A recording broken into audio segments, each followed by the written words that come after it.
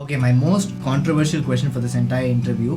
What made you that decision to go even more stronger on that? Why didn't you choose the M1? You had time, like maybe you could have waited for a week or so. Actually, to say it is my unlucky thing. Hey guys, welcome back to my channel, and today I'm here at JJ Studios with my very good friend Jeffey, and this is the first time I'm featuring someone else in my channel because these long years I've been doing it all by myself. So introduce yourself to my audience. Hello Sairam, and thank you for inviting me, and it is good to be a part of your video and your hard works also. Rather, you have invited me to your studio.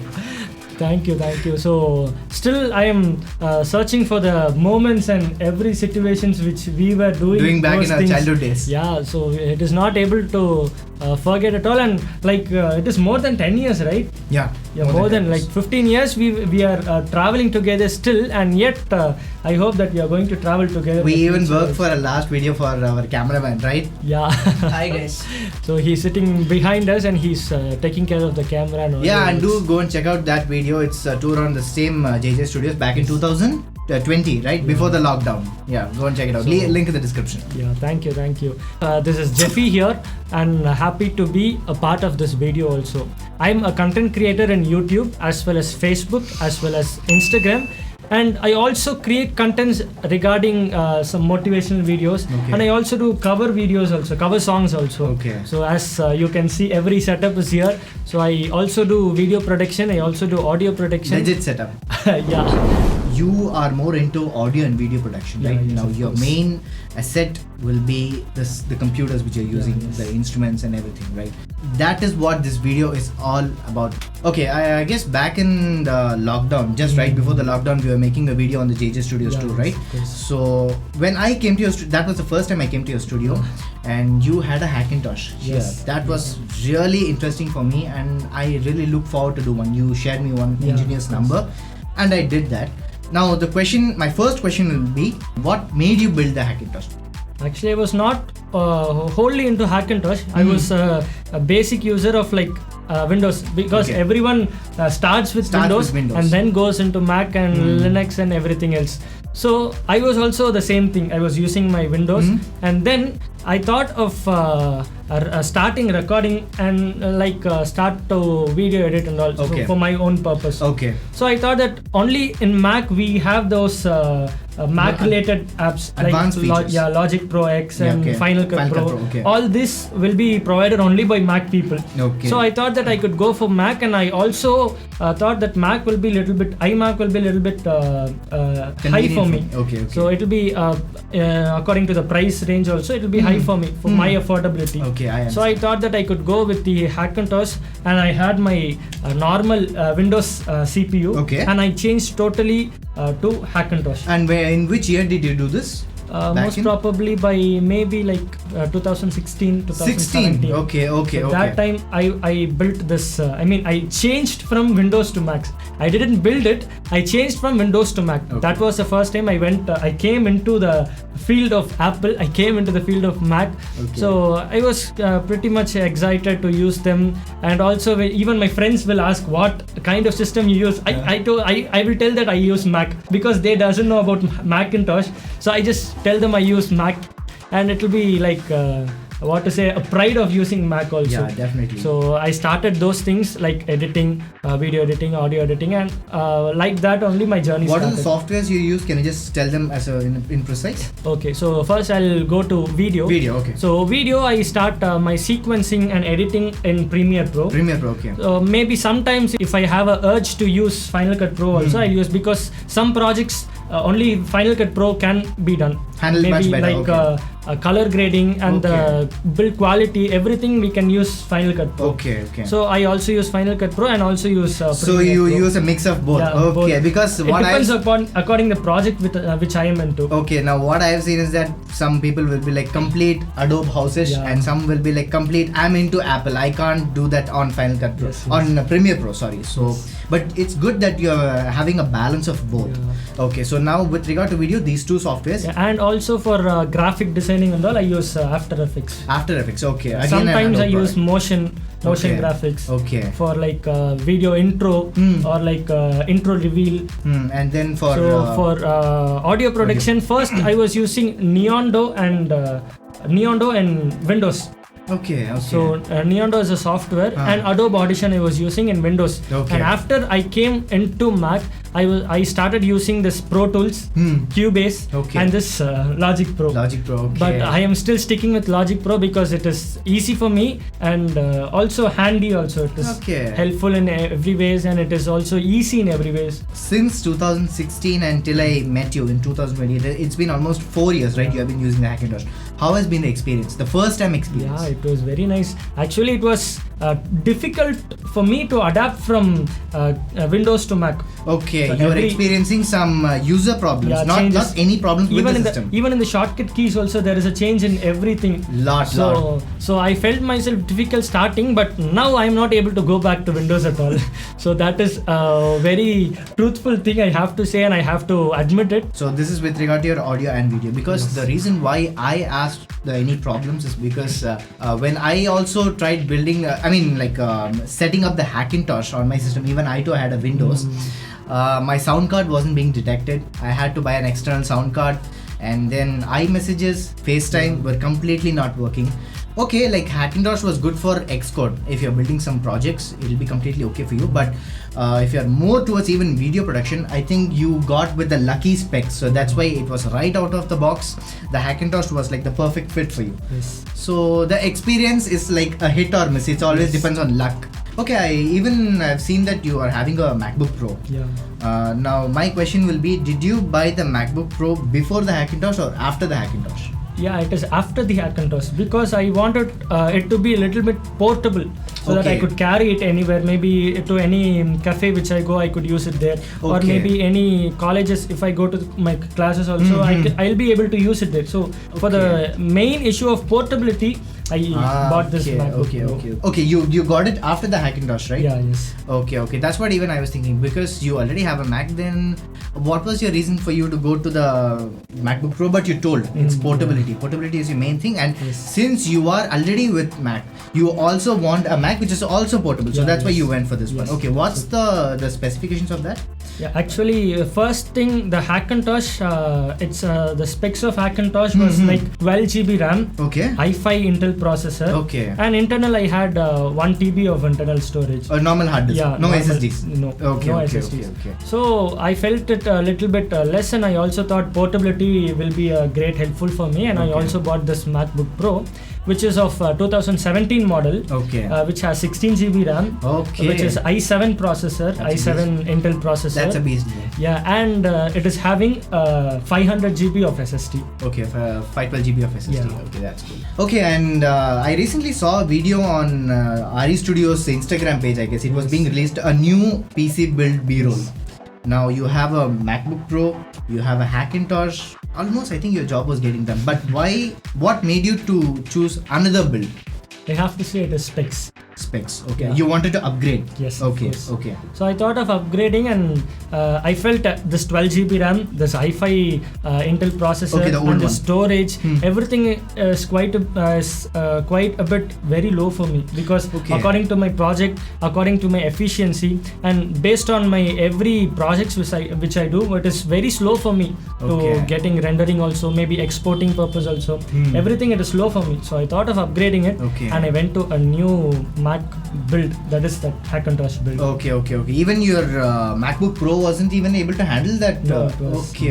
Because I have of course indeed seen your videos. They are of very good quality content, and definitely needs a workhorse for getting edited on that. As you see here, also in the older version of Macintosh build, I had only 1.5 GB graphic card. Okay. So in the newer version of this, MacBook Pro, which I got that laptop. Your laptop. In that also I have only 1.5 GB of graphic. Okay, the GPU is only up to 1 GB. Yeah, then obviously you will need something more powerful.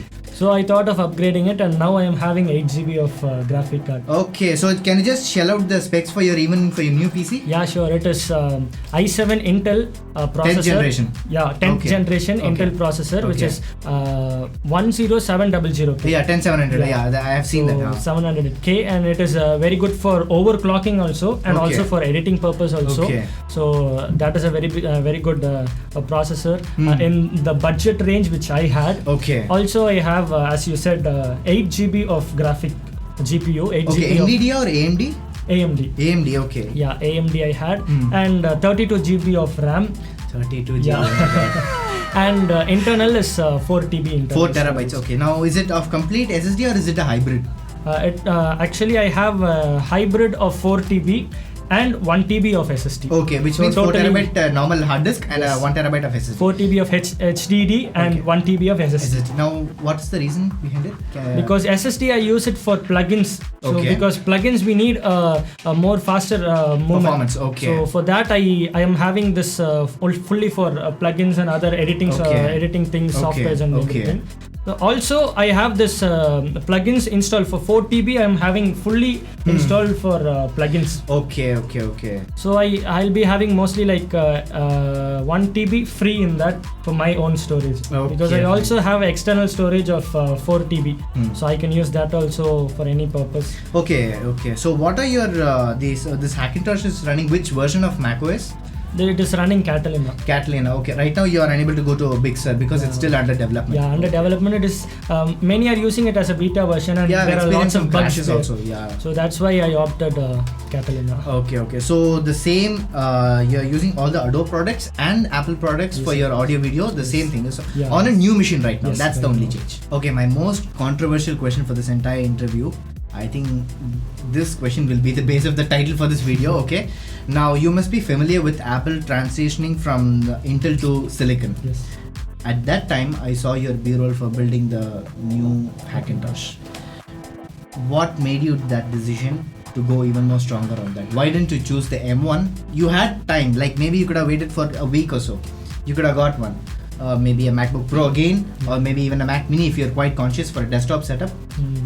Okay, that's the question. Actually, to say it is my unlucky thing. Because if I would have waited for another 2 or 3 or 4 days, I would have gone for the M1. But I was totally into building a PC and changing it to Hackintosh because I'll be able to upgrade it or downgrade it, or maybe I can change it. So this is the main purpose I opted for this building CPU. So whenever I felt like upgrading myself from i7 to i9, yes, I could go for it. Whenever I feel like upgrading the RAM slot also, again I have 2 leftover slots now. So again I could add on some maybe 16 GB, another 16 GB, and I could make it like 64 or something. So the main purpose is like I can upgrade them, or I could enlarge them according to my needs. For only that main purpose I could do it. Because even GPU also I am having right now 8 GB graphic card. And I also can add another GPU, maybe an 8 GB or a 4 GB or even a 16 GB or 11 GB also I could upgrade it.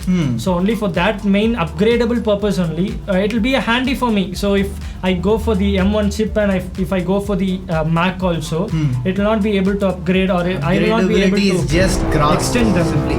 And also we cannot get this M1 chip separately. It comes with a Mac. It can't be retrofitted, right? So I cannot remove it, and I could not install it here.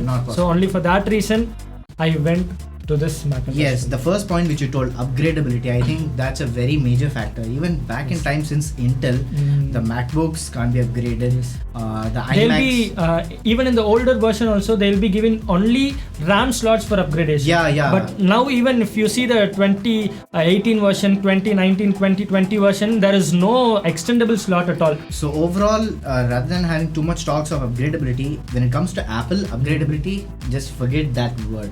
I get it.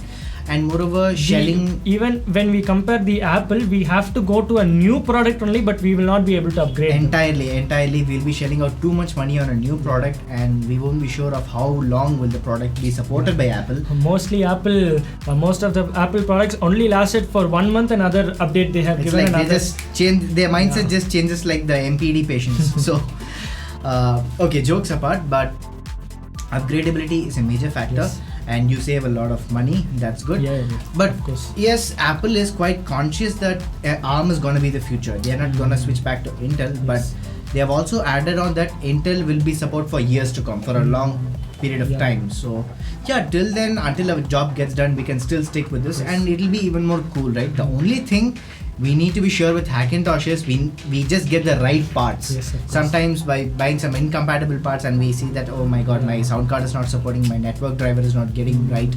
So we have to be conscious in that also whenever we build a Hackintosh. Okay, and yeah, since you're talking about conscious and choosing the right parts, did you get any expert advice of choosing the right motherboard, the right one? Of course.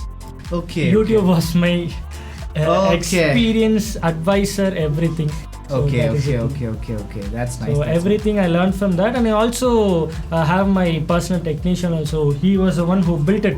Okay. So he also suggests me some of the things, like maybe whether I can go with the Ryzen or whether I can go with the Intel. So this is a very big debate which is happening inside my mind. So everyone will be having this. Yeah. So maybe every time this Intel and Ryzen are like parallel, like railway track. Yeah. So they're moving like this way only. Mm-hmm. So parallelly they are moving. So everyone will be having a bit confusion in buying which I could go, which side I could pick. Yeah. So that was the main confusion. I was also there. But when we see for the productivity and editing and all, Intel is wonderful. Definitely. If you go with gaming, Ryzen will be better for you. So that is the main person. I also have a personal technician.